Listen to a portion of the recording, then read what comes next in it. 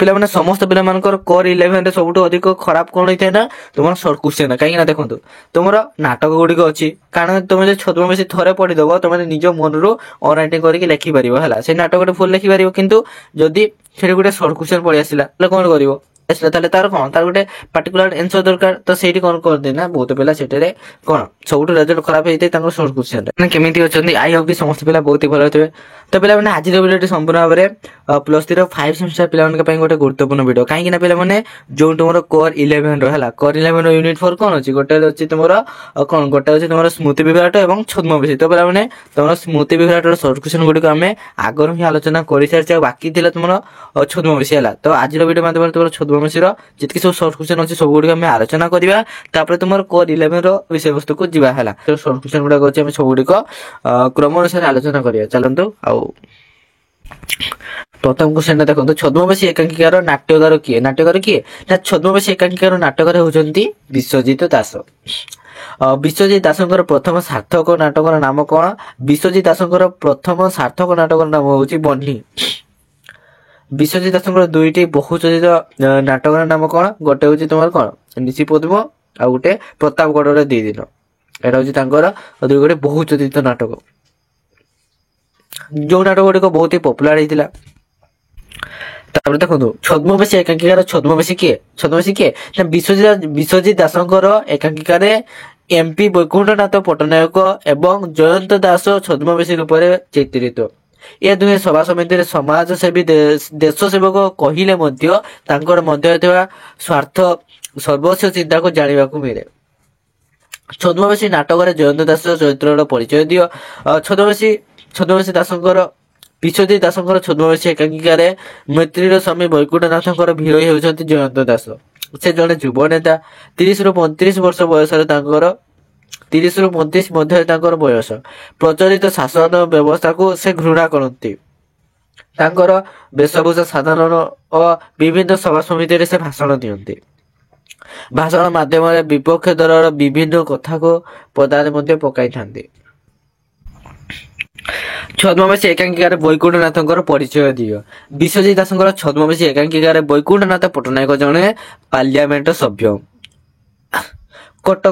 କଟକ ସହରରେ ତାଙ୍କର ଘର। ସେ ଲୋକମାନଙ୍କୁ ଉଦ୍ବୋଧନ ଦିଅନ୍ତି ଓ ଜଣେ ଲୋକସଭାର ସଭ୍ୟ ଭାବରେ ସେ ଜଣେ ଖୁବ ଜଣାଶୁଣା।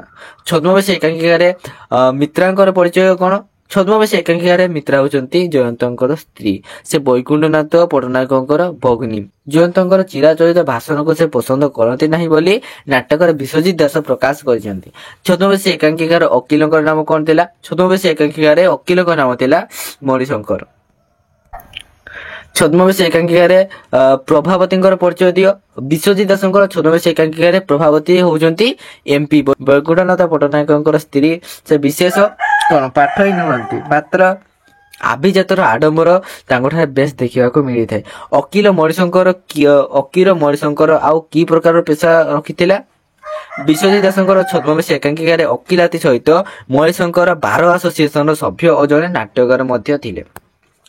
ବୈକୁଣ୍ଠନାଥ ପଟ୍ଟନାୟକଙ୍କୁ ମିଳିଥିବା ଚିଠିରେ କଣ ଲେଖାଥିଲା ନା ବୈକୁଣ୍ଠନାଥ ପଟ୍ଟନାୟକ ଯୋଉ ଚିଠିଟି ମିଳିଥିଲା ସେଠାରେ ବିଶ୍ୱଜିତ ଦାସ ଛଦ୍ମବେଶୀ ଏକାଙ୍କିକାରେ ବୈକୁଣ୍ଠନାଥ ପଟ୍ଟନାୟକଙ୍କୁ ମିଳିଥିବା ଚିଠିରେ ଲେଖାଥିଲା ଯେ ପ୍ରିୟ ମହାଶୟ, ଆପଣ ଶୁଣି ଖୁସି ହେବେ ଯେ ସ୍ୱର୍ଗତ ଶ୍ରୀଯୁକ୍ତ ରବିଶଙ୍କର ମର୍ଦ୍ଦରାଜ ତାଙ୍କର ୱିଲରେ ଆପଣଙ୍କର ନାମରେ 2 ଲକ୍ଷ ଟଙ୍କା ଗଚ୍ଛିତ କରିଛନ୍ତି।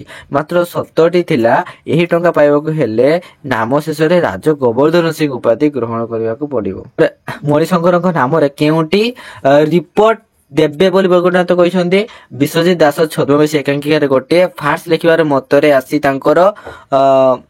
ମତରେ ଆସି ତାଙ୍କୁ ଡିଷ୍ଟର୍ବ କରିବାକୁ ବୈକୁଣ୍ଠନାଥ ଏ ସଂକ୍ରାନ୍ତରେ ବାର ଆସୋସିଏସନର ମଣିଶଙ୍କରଙ୍କ ନାମରେ ରିପୋର୍ଟ ଦେବେ ବୋଲି କହିଛନ୍ତି।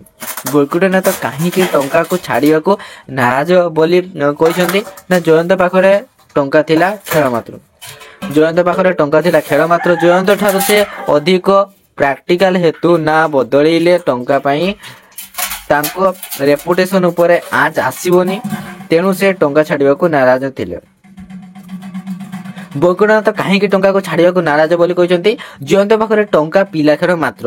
ଜୟନ୍ତ ଠାରୁ ସେ ଅଧିକ ପ୍ରାକ୍ଟିକାଲ ହେତୁ ନା ବଦଳେଇଲେ ଟଙ୍କା ପାଇଁ ତାଙ୍କୁ ରେପୁଟେସନ ଉପରେ ଆଞ୍ଚ ଆସିବନି, ତେଣୁ ସେ ଟଙ୍କା ଛାଡିବାକୁ ନାରାଜ ଥିଲେ। ବୈକୁଣ୍ଠନାଥ ଟଙ୍କା ସମ୍ପର୍କରେ ଜୟନ୍ତକୁ କଣ କହିଛନ୍ତି ନା ବିଶ୍ୱଜିତ ଦାସଙ୍କର ଛଦ୍ମବେଶୀ ଏକାଙ୍କିକାରେ ବଞ୍ଚିଥିବା ଲୋକ ଟଙ୍କା ନେଲେ ତାଠାରୁ ଭିକ୍ଷା ନେଲା ପରି ବୋଧ ହୁଏ, ମାତ୍ର ମୃତ ଲୋକ ଟଙ୍କା ମର୍ଜିତ ନେଲେ ସ୍ୱର୍ଗତ ଆତ୍ମା ପ୍ରତି ସମ୍ମାନ କର୍ତ୍ତବ୍ୟ ଅଟେ ବୋଲି ବୈକୁଣ୍ଠନାଥ ଜୟନ୍ତକୁ କହିଛନ୍ତି। ବିଶ୍ୱଜିତ ଦାସଙ୍କର ଛଦ୍ମବେଶୀ ଏକାଙ୍କିକାରେ ସମ୍ପତ୍ତି ବଢାଇବାର ନିଜର ନା ବଦଳାଇବାର ଦୃଷ୍ଟାନ୍ତ ଅଛି ବୋଲି ବୈକୁଣ୍ଠନାଥ କହିଛନ୍ତି। ଦେଖନ୍ତୁ କେଉଁ ନାମ ବଦଳରେ ଦୃଷ୍ଟାନ୍ତ ଅଛି ବୋଲି ବୈକୁଣ୍ଠ କହିଛନ୍ତି ନା ବିଶ୍ୱଜିତ ଦାସଙ୍କର ଛଦ୍ମବେଶୀ ଏକାଙ୍କିକାରେ ସମ୍ପତ୍ତି ବଢାଇବାର ନିଜର ନା ବଦଳାଇବାର ଦୃଷ୍ଟାନ୍ତ ଅଛି ବୋଲି ବୈକୁଣ୍ଠନାଥ କହିଛନ୍ତି। ସମ୍ପର୍କର ମାନେ କିଛି ନଥାଏ ବୋଲି କିଏ କେଉଁଠି କହିଛି ନା ଭାବବାଦ ଓ ଆଇଡିଆଇଜିମ୍ ପରେ ସମ୍ପର୍କରେ କିଛି ନଥାଏ ବୋଲି ଜୟନ୍ତ ମିତ୍ରାଙ୍କୁ କହିଛି। ପିଲାମାନେ ଆଜିର ଭିଡ଼ିଓଟି ଏଇଠି ରଖୁଛି।